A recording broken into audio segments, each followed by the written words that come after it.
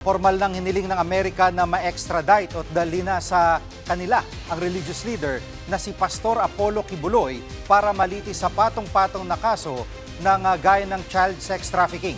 Kinumpirma yan mismo ni US Ambassador Jose Romualdez sa News 5. Anya na transmit na sa Department of Justice ang dokumento para maproseso request. Sa ngayon, hindi pa kinukumpirma ni DOJ Secretary Frederick Bida ang ulat na ito.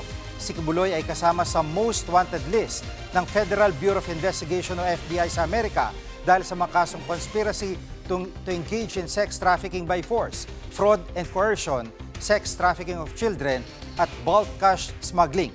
September 2024 na maaresto si Kibuloy para sa mga kasong child sexual abuse at qualified human trafficking. Nakakulong siya ngayon sa Pasig City Jail. Mga kapatid, Jig Manikad po, pagdating sa mahalagang balita sa loob at labas ng bansa, dapat una sa lahat, mag-follow at mag-subscribe na sa social media pages ng News 5.